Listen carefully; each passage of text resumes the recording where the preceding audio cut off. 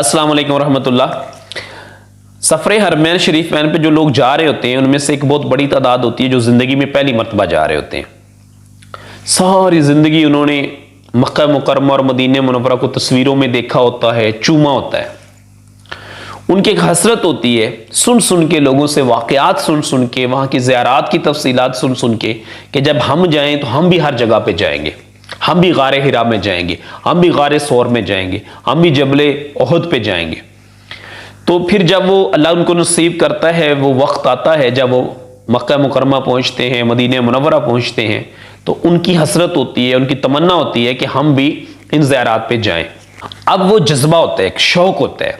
तो जब ये लोग होटल में पहुंचते हैं, होटल में पहुंचने के बाद आपको एक वॉचर मिल जाता है। समटाइम होटल के बाहर आप देखेंगे बड़े बड़े उर्दू में डिटेल्स लगी होती हैं मुख्तलिफ ट्रैवल एजेंट्स की तरफ से कि जनाब आए, हम आपको मक्का मुकरमा की ज़ियारत करवाते हैं। उसका डेफिनेटली आपको पैसे देने होते हैं, उनका बिजनेस है, अपने देने पैसे दे के फिर आप उनके साथ जाके ज़ियारत करते हैं। बहरहाल मक्का मुकरमा की बेशुमार ज़ियारत हैं, वो सारी तो नहीं करवाते। मैंने मक्का मुकरमा की जितनी भी ज़ियारत हैं उनको 3 हिस्सों में तकसीम कर रखा है। ये मैंने ज़ाती तौर पर कर रखा है 3 हिस्सों में, ठीक है। एक ज़ियारत वो है जो मस्जिदुल हराम के अंदर है, बैतुल्लाह शरीफ के साथ साथ हैं, उनके मुख्तलिफ मकामात हैं, उनका तारुफ है, उनकी डिटेल है, उनकी हिस्ट्री है, उनके मामलात हैं, नंबर 1। नंबर 2 वो ज़ियारत हैं जो मस्जिदुल हराम के करीब हैं, जो वॉकिंग डिस्टेंस पे हैं, मतलब पैदल जाके आप वहां पे पहुंच सकते हैं। दूसरे नंबर पे वो ज़ियारत हैं। तीसरे नंबर पे मैंने वो ज़ियारत रखी है जो पैदल आप नहीं कर सकते, जो थोड़ी दूर दूर है। तो इस तरह 3 कैटेगरीज मैंने बनाई है ज़ियारत की। बहरकैफ आज की ये वीडियो जो है ये सिर्फ और सिर्फ उन ज़ियारत की है जो आप मस्जिदुल हराम के करीब पैदल जाके कर सकते हैं, वॉकिंग डिस्टेंस पे। क्योंकि जब आप होटल में पहुंचेंगे तो डेफिनेटली आपको बहुत ज़्यादा पैसे देने पड़ेंगे और मैं आपके पैसे बचाना चाहता हूं, ठीक है। बहुत सारी उनमें ज़ियारत ऐसी हैं, इंशाल्लाह जब मैं आपको उनकी डिटेल्स बताऊंगा और आप वो लिस्ट पढ़ेंगे आप कहेंगे ये तो सारी वही ज़ियारत है जो हम पैदल करके आए हैं। उनमें बहुत सारी ज़ियारत ऐसी हैं जो पैदल आप नहीं कर सकेंगे, लेकिन ज़्यादा वो होती हैं जो आप पैदल कर सकते हैं। इसलिए इंशाल्लाह ताला मैं आज आपको डिटेल्स बताऊंगा कि मस्जिदुल हराम के करीब कौन सी ज़ियारत है। इसके बारे में काफ़ी अरसे से काफ़ी लोग मेरे से पूछ रहे थे, मुख्तलिफ मैसेजेस आ रहे थे, और स्पेशली वो जब मैंने एक वीडियो अपलोड की थी कि मस्जिदुल हराम के करीब की ज़ियारत, तब काफ़ी लोगों ने राब्ता किया, जी हमें डायरेक्शन की थोड़ी अंडरस्टैंडिंग नहीं हो रही, तो काइंडली दोबारा बताएं। तो मैंने फिर इस पे एक मल्टीमीडिया प्रेजेंटेशन देने का जो है वो प्लान किया और एक बड़ी LED के साथ कनेक्ट करके लैपटॉप को, तो फिर वो मैंने एक्सप्लेन करने की कोशिश की। अब जाहिर बात है इतनी ज़ियारत हैं, ठीक है, तो हर एक की डिटेल तो नहीं बताई जा सकती, सिर्फ निशानदेही की जा सकती है कि कौन सी ज़ियारत कहाँ पे मौजूद है, ताकि आप आसानी से वहां पे पहुंच सके। जो ज़ियारत कैटेगोरिकली मैंने 3 हिस्सों में डिवाइड किए हैं। इसमें मस्जिदुल हराम के अंदर की ज़ियारत हैं, इसके अलावा मस्जिदुल हराम के करीब की ज़ियारत हैं, और मक्का मुकरमा की वो ज़ियारत हैं जिनको हमने पैदल जाके नहीं कर सकते बल्कि हमें गाड़ी पे जाना पड़ेगा।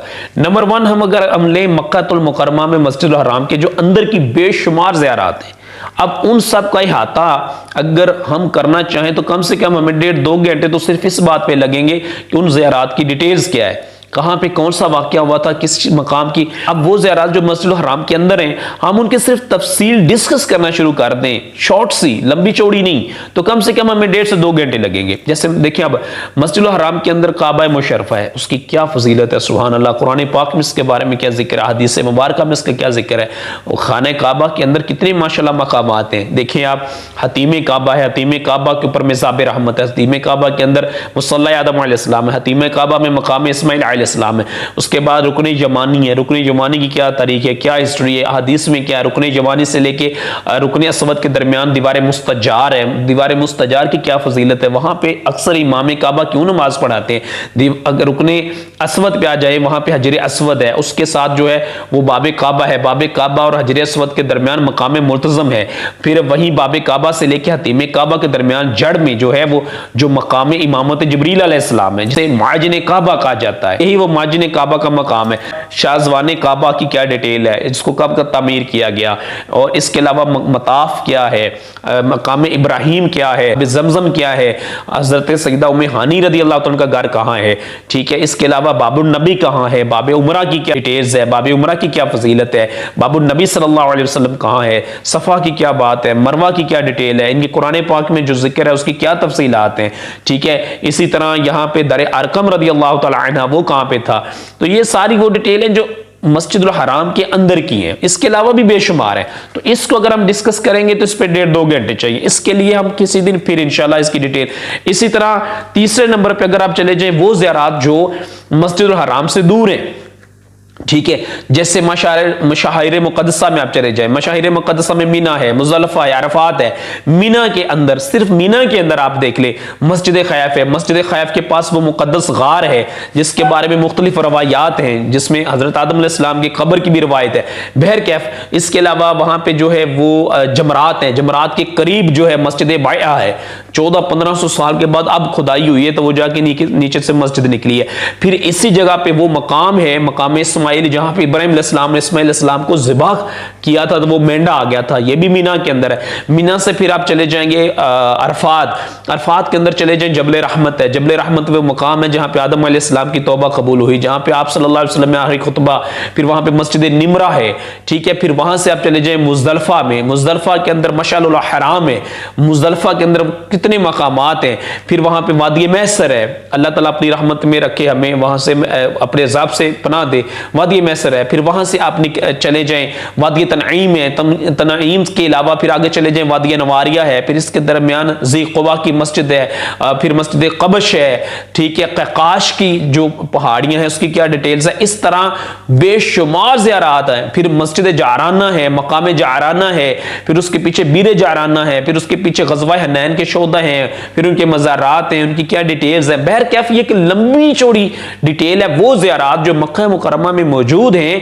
और ये फिर गारे मुरसलात देखें, गारे मुरसलात भी तो मशाहिर मुक़द्दसा में मौजूद है ना, जहां पे सूरह मुरसलात का नुज़ूल हुआ था, हमारे आका सल्लल्लाहु अलैहि वसल्लम वहां तशरीफ लेके गए थे।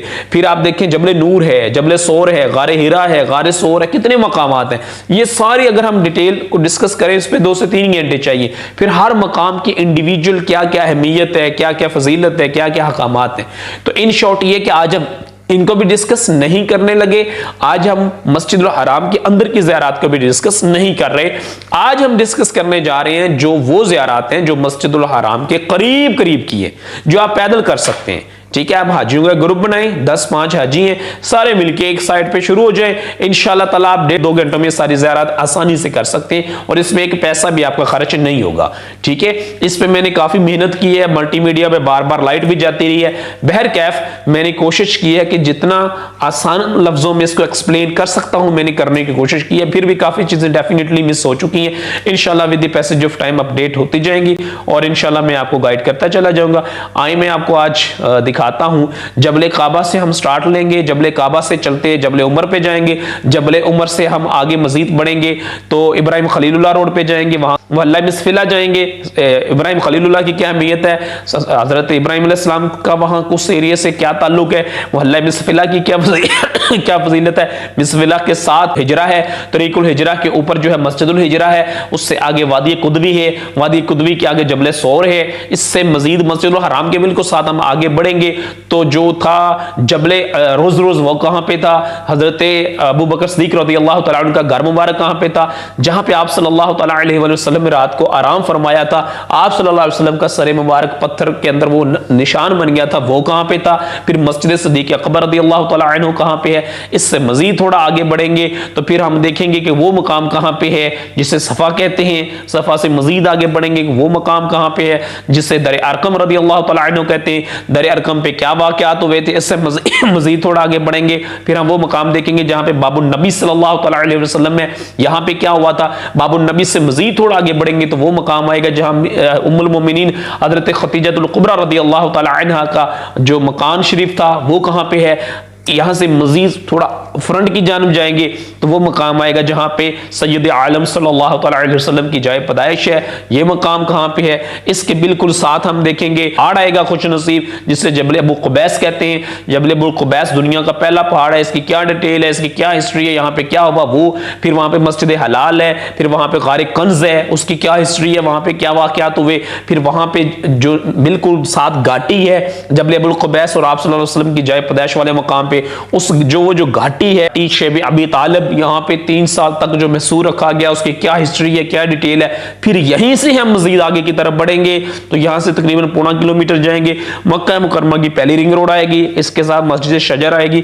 मस्जिद शजर किसे कहते हैं, इसकी क्या डिटेल है। मस्जिद शजर के बिल्कुल रोड की दूसरी तरफ जाएंगे, मस्जिद राया या मस्जिद फतह आएगी, इसकी क्या डिटेल है। इससे मजीद थोड़ा आगे बढ़ेंगे, मस्जिद जिन्न आएगी, इसकी क्या डिटेल है। मस्जिद जिन्न से लेफ्ट साइड पे जाएंगे, मकबरतुल मुअल्ला आएगा, इतना बड़ा कब्रिस्तान है, ये क्या चीज है, इसकी क्या हिस्ट्री है, इसकी क्या डिटेल है, इसकी क्या फादियत है, इसकी क्या अहमियत है। मकबरतुल मुअल्ला के अंदर उम्मुल मोमिनीन हजरत खदीजतुल कुबरा रदियल्लाहु तआला अन्हा का रोजा मुबारक है, वो कहां पे है। हजरत इस्मा बिनत अबी बकर रदियल्लाहु तआला अन्हा का रोजा मुबारक है, वो कहां पे है। इसी तरह जिंदा बच्चों का कब्रिस्तान है, वो भी मस्जिदुल हराम के बिल्कुल करीब। ये मैं आपको चंद मोटी मोटी चीजें बता रहा हूं, ये वो ज़ियारत हैं जो सारी आप पैदल कर सकते हैं, ठीक है। तो आपको लाजमी तौर पे ये पैदल करनी चाहिए, इसके लिए आपको टैक्सी करवाने की कतई तौर पे जरूरत बिल्कुल भी नहीं है। तो मैं आप सबको सजेस्ट करूंगा आप इस वीडियो को गौर से देखिएगा, तवज्जो से देखिएगा, कमेंट सेक्शन में फिर अपनी राय का इजहार भी कीजिएगा कि मजीद इसमें बेहतरी कैसे लाई जा सकती है, आपका क्या मशवरा है। इंशाअल्लाह ताला हम मक्का मुकर्रमा की जो ज़ियारत हैं, जो मक्का मुकर्रमा की ज़ियारत हैं, सिर्फ इसको अगर डिस्कस करना शुरू कर दें 1 बाई 1 तो कम से कम 1 महीना हमें चाहिए होगा सिर्फ मक्का मुकर्रमा की ज़ियारत को डिस्कस करने के लिए। फिर अभी हमने मदीना मुनव्वरा भी जाना है, तो इंशाअल्लाह आका के शहर की ज़ियारत की सुभान अल्लाह उनकी क्या बात है, वो भी बहुत डिटेल में है, बहुत तफसील में है, उनके लिए 1 महीना अलहदा से चाहिए होगा। ऊपर से रमजान भी करीब आ रहा है, फिर हज का सेशन भी आ रहा है, हाजियों के मामलात भी आने वाले हैं। तो इंशाअल्लाह ताला ज़ियारत को जो है फिर हम नेक्स्ट टाइम कभी डिस्कस करेंगे। लेकिन जहां तक हो सकता है मैंने ये 25, 28, 30 ज़ियारत जो है इनको थोड़ा सा एक्सप्लेन करने की कोशिश की है। मैंने कोशिश की है कि नक्शा जात भी इसमें ऐड किए जाएं, सैटेलाइट इमेजेस भी दिखाए जाएं, तस्वीर भी दिखाए जाएं, ओरिजिनल पिक्चर्स भी दिखाए जाएं। कि आपने देखा मस्जिदुल हिजरा ढूंढनी है तो वो कहां ढूंढ रही है, इधर भी बिल्डिंग, इधर भी बिल्डिंग, इधर भी बिल्डिंग। आपने मस्जिद राया ढूंढनी है तो वो चौक है, इधर भी बिल्डिंग, इधर भी बिल्डिंग। आपने मस्जिद शजर ढूंढनी है, इधर भी बिल्डिंग, इधर भी बिल्डिंग। तो आप कैसे ढूंढेंगे? तो उसके लिए खाली सैटेलाइट या खाली तस्वीरें इनफ नहीं होंगी, बल्कि ऑन ग्राउंड खड़े होकर असल तस्वीर बना के आपको दिखाई जाए, तो इससे फिर आपके लिए आसानी हो जाएगी। तो ये कोशिश की है इसमें मैंने कि आपको ओरिजिनल तस्वीरें दिखाई जाए ताकि आपको समझना आसान हो जाए। दुआ कीजिएगा अल्लाह पाक अपनी बारगाह में ये काविश कबूल फरमाए, हमारे लिए दुनिया और आखिरत दोनों जहानों में इस काविश को हमारे लिए ज़रिया निजात बनाए, अपनी बारगाह में कबूल फरमाए। आगे बढ़ते हैं और इन ज़ियारत को डिस्कस करते हैं।